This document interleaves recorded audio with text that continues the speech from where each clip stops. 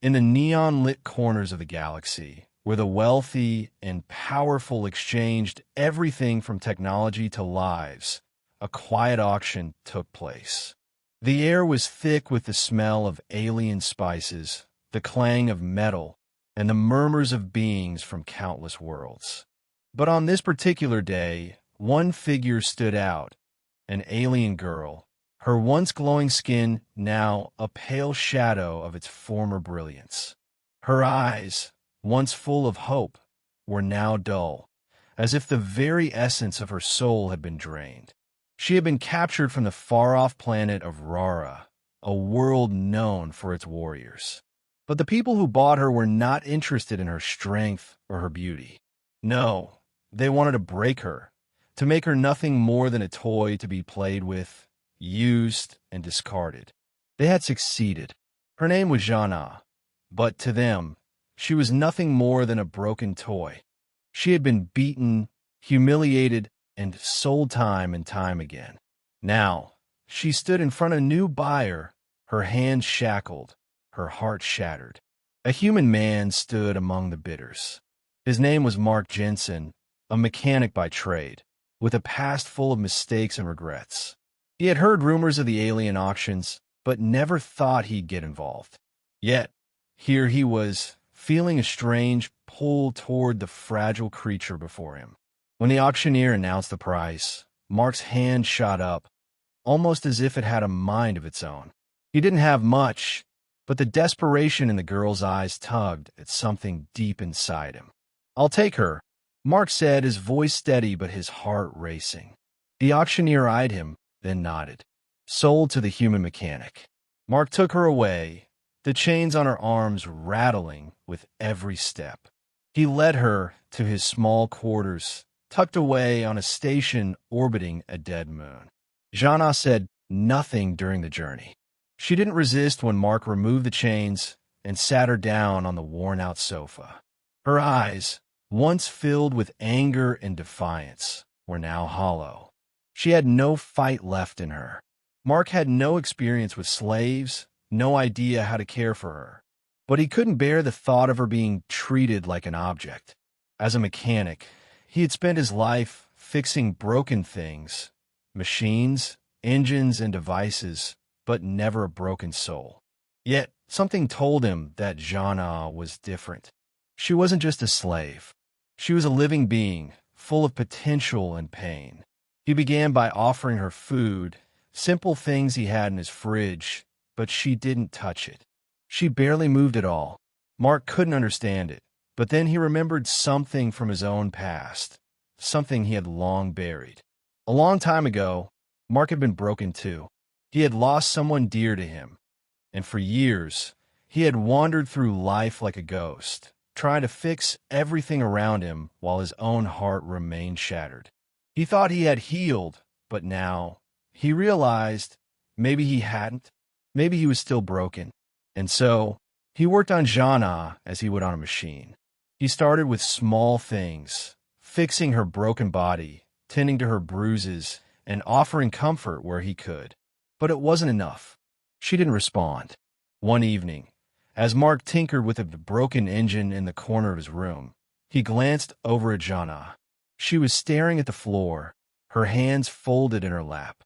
There was a moment when their eyes met, and for the first time, Mark saw a flicker of something. Hope? Despair? He couldn't tell, but it was there. He put down his tools and walked over to her. "You know," he said softly, "I'm not a hero. I'm not some knight in shining armor. I'm just a guy who tries to fix things. But maybe we can fix each other." Janna's eyes flickered with something deeper now, a glimmer of recognition. She opened her mouth, her voice soft and raspy. "Why? Why did you buy me?" she whispered. Mark paused. "Because I couldn't let them do this to you. I couldn't stand seeing someone like you being treated as a thing. You're not a toy, Janna. You're a person." The words seemed to sink in slowly, like a seed being planted deep within the soil. Janna blinked, her head tilting slightly as if she were trying to understand what he meant. She didn't speak for a long time, but that night, Mark noticed a small change in her. She ate some food. It wasn't much, but it was something. Days turned into weeks. Mark worked on the engine, and Janna sat quietly in the corner, slowly regaining some of her strength. But it wasn't just her body he was fixing. It was her heart.